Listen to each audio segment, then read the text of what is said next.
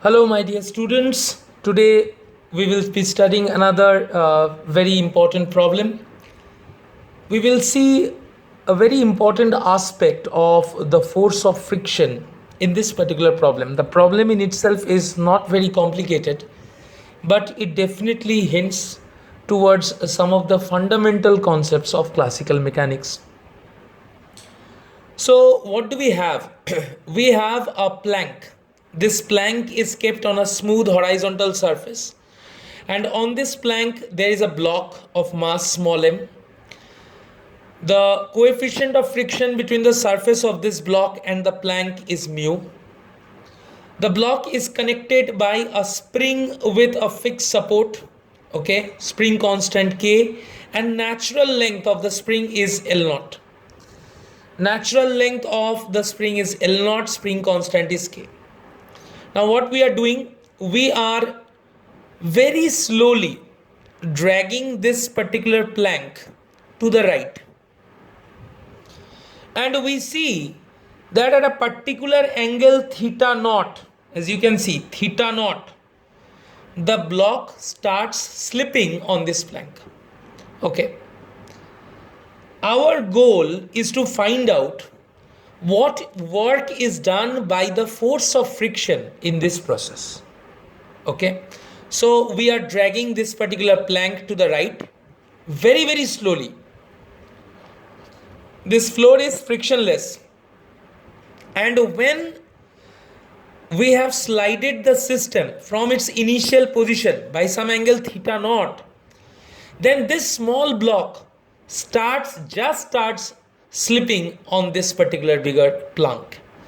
Okay, so the goal is to find out work done by the force of friction from the starting point, this is the initial instant, to the final instant when the block just starts slipping. Okay, so the problem is again a simple problem. Let's see. So let us get started with it. So I have drawn the free body diagram of this small m. So free body diagram of small m, weight of small m is acting mg. There will be a normal reaction force given by this plank on this block, capital N, acting perpendicularly vertically upward. And you see this particular spring, this was its unstretched length. L0 is the natural length. So when the system actually displaced in positive I cap direction by certain distance, then this particular point has also equally displaced by that amount of distance, which is p dash. Okay, so for your simplicity I have drawn it here again. You see the point O is the point of suspension of the spring.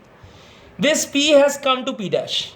So horizontally, if I say that the angle, the particular angle where when the block starts slipping is theta naught, so definitely the horizontal displacement of this point P will be L0 tan theta. Tan theta 0 is perpendicular by base, so I should write L0 tan theta 0.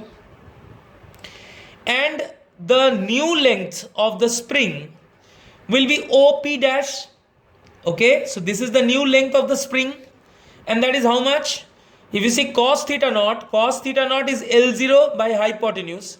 So hypotenuse is L0 by cos theta naught, so it is L0 sec theta naught. So this is the new length of the spring.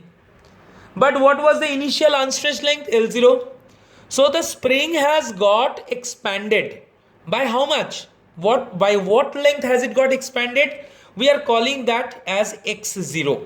Okay, so very clearly from these diagrams I can say that x0 is equals to L0 sec theta minus L0 .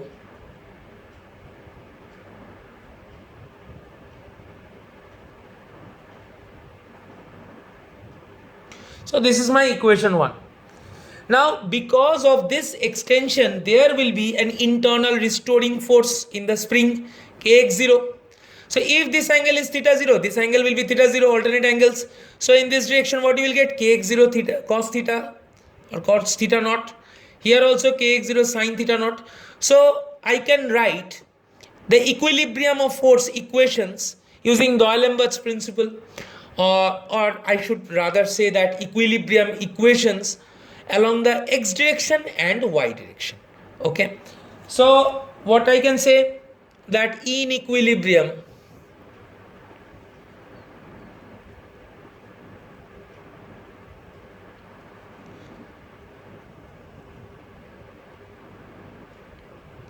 so if I do summation fx equals to 0, what can I say? I can say kx0 sine theta naught equals to f.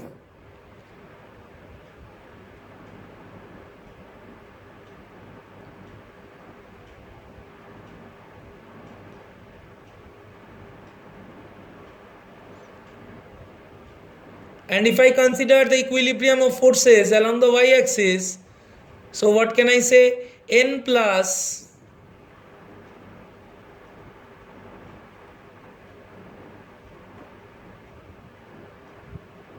this. So therefore, definitely normal reaction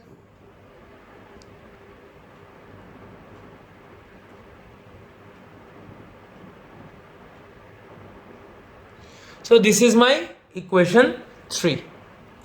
Now see, as this plank is dragged to the right, it has a tendency to slide in this direction. So as it is trying to slide in this direction, so with respect to this surface of the block, it will experience force of friction in the opposite direction, which will try to oppose its motion.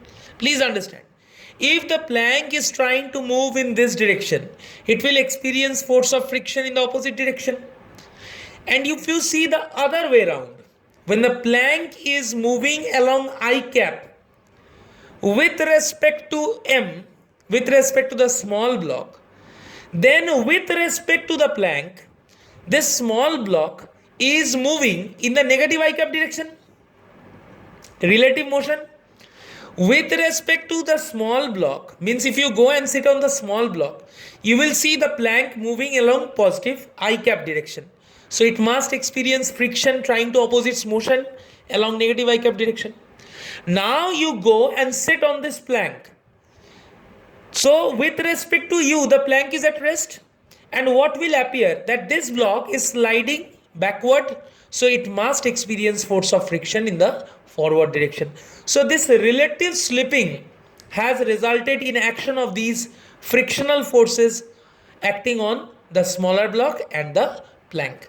So the plank basically experiences force of friction in the forward direction. Okay. Now what is happening? This particular plank, there is a tendency of motion. Please don't forget that. There is a tendency of motion, but there is no actual motion. Okay, there is no relative slipping. There is a tendency of relative slipping. Relative slipping only occurs, just starts when angle theta is theta 0. So what happens basically, you see this kx0, restoring force, you have resolved into two components.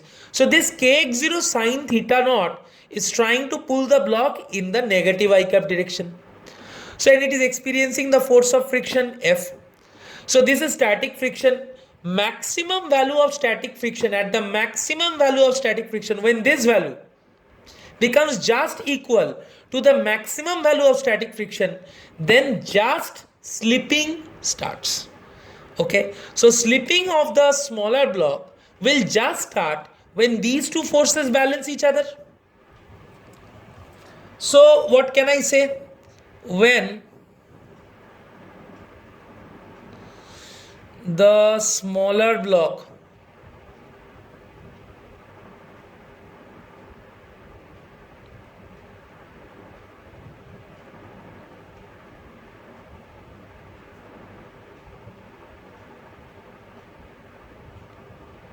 just starts slipping, when the smaller block just starts slipping, then what we can write? We can write Fs max becomes equals to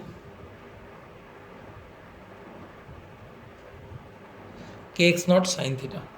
Okay. So what is Fs max? Fs max is mu times n, normal reaction.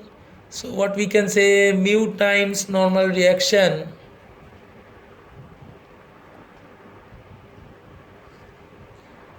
so on mu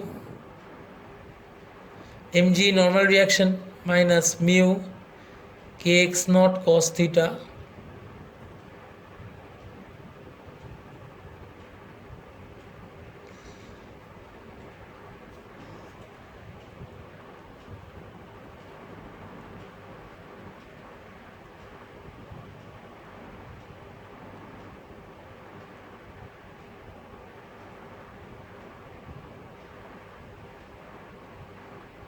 So I'm getting something like this.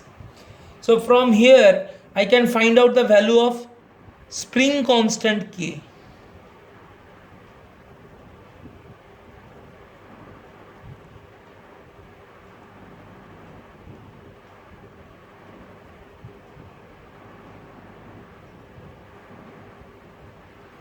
So this is my spring constant K that I have got.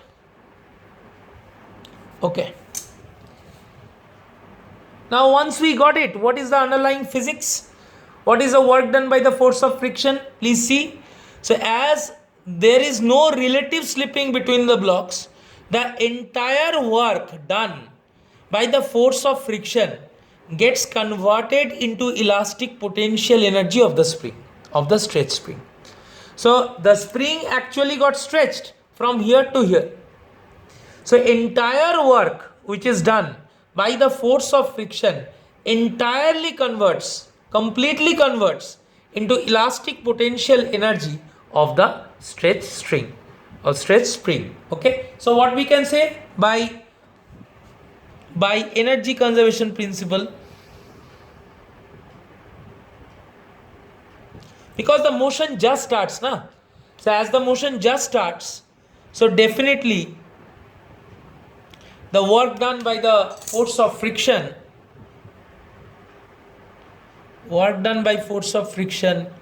will be equals to half k x naught square.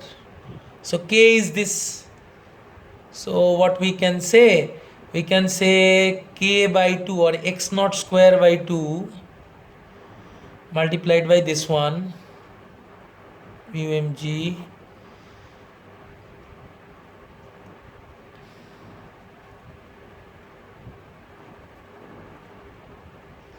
so 1 x naught will cancel.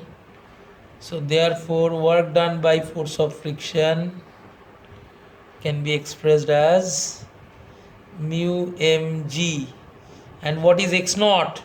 X naught is L naught sec theta minus 1.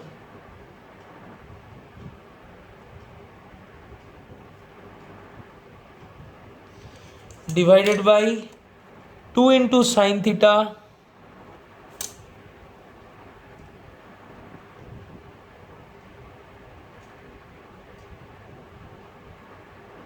plus mu cos theta. So this is the final result. Let's take another problem. Suppose a particle is moving on a two-dimensional surface where its potential energy has a dependence on x and y coordinates given by this equation, u equal to alpha x square plus beta y square. Now it is asked whether the force experienced by the particle is central force or not. That is the first question. Second question, what is the shape of the surfaces where the value of force remains constant? So first and the foremost thing, how we will proceed in solving this particular problem is, in a conservative force field, we know that in a conservative field, we can say that force can be derived as negative gradient of potential energy. Okay. So from here what we can write? We can write this is definitely vector. So vector force is minus del u del x I cap minus del u del y j cap. So very easily I can find out the force vector. So force vector will be minus 2 alpha x I cap minus 2 beta y j cap. So I should write it in this way: f vector is equals to 2 alpha x along minus I cap direction, 2 beta y along minus j cap direction, sum of these two forces. So once I've got the vector form of the force, so I can find out whether it is a central force or not. Now it's a two-dimensional surface. So I told you, by signature of central force, there is a dedicated video for central force field. You may check that. So for a central force,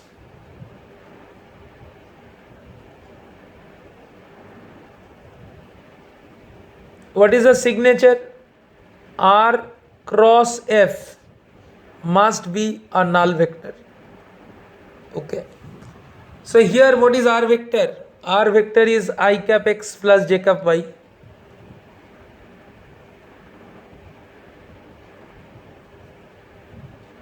Cross this one.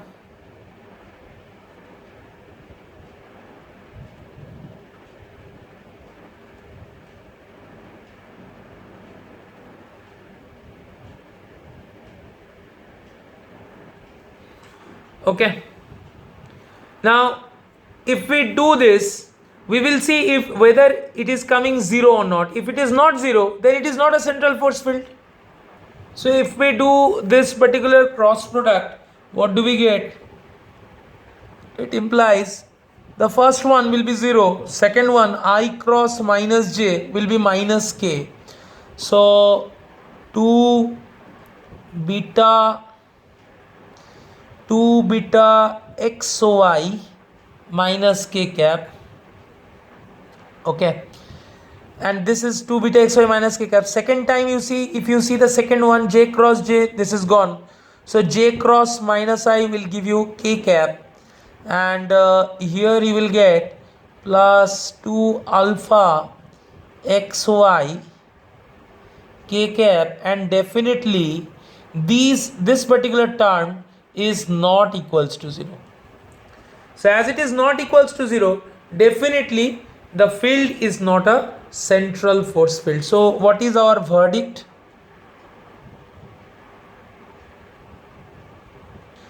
Verdict is U does not represent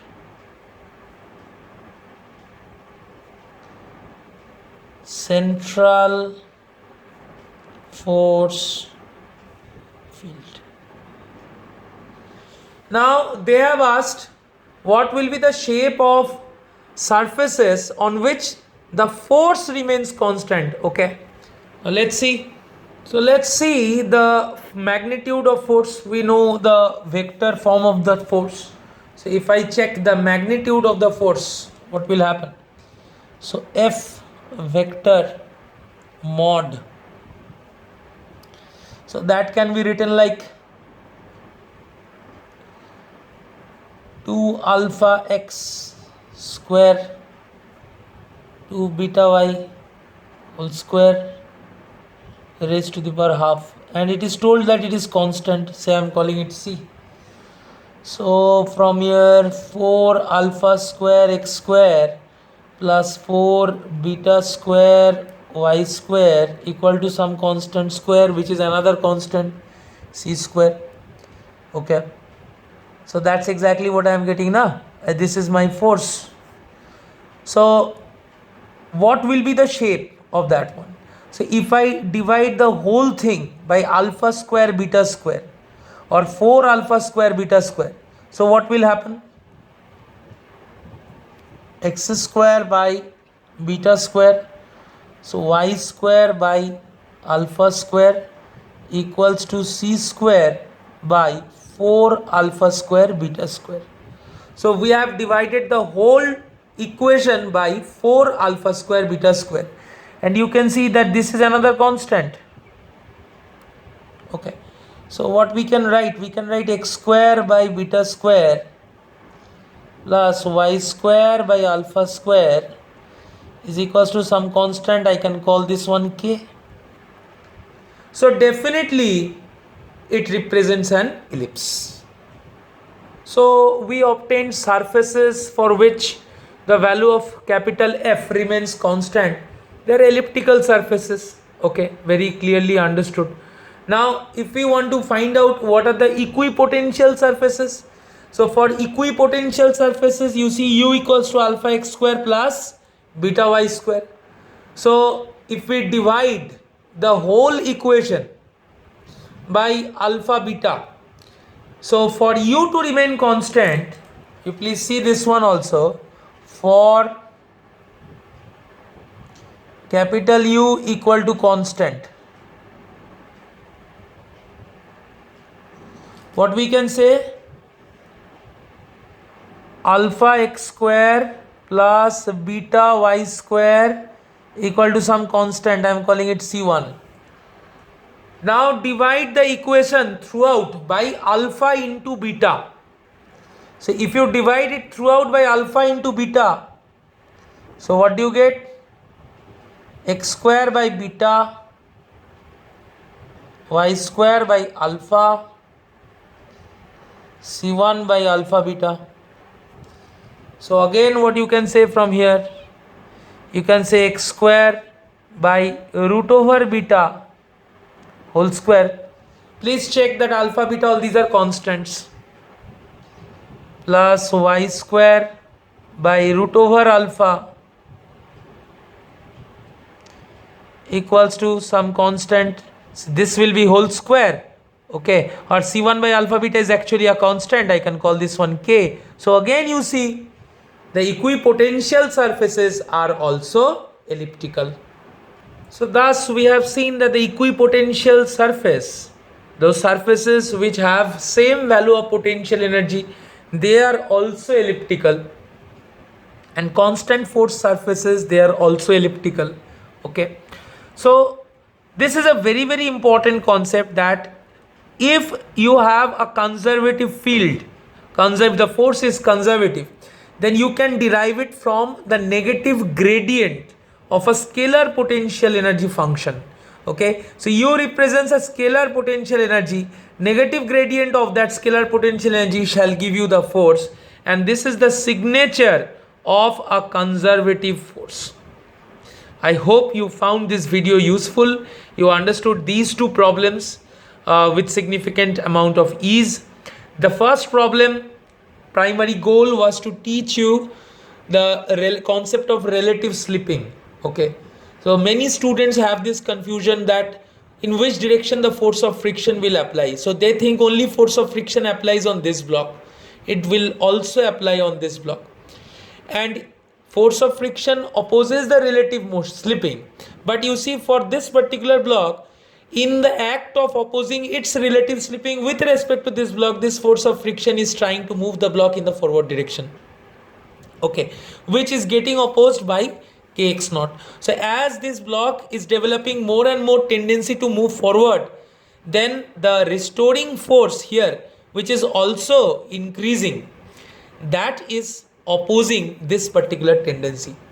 Okay, so as you can see, as the value of theta goes on increasing, so the value of kx0 sine theta also goes on increasing, and it tries to oppose this force of friction unless it strikes an equilibrium. Thank you very much. I hope this video was useful to all of you. See you once again with another new video with another important concept. Right now I am focusing on classical mechanics. So for some time we will be discussing about classical mechanics, general properties of matter, the preliminary concepts of 11 and 12. Okay, those topics only that I will be discussing, and after that we will get into the topics like rotational mechanics, thermodynamics and so on. Thank you once again.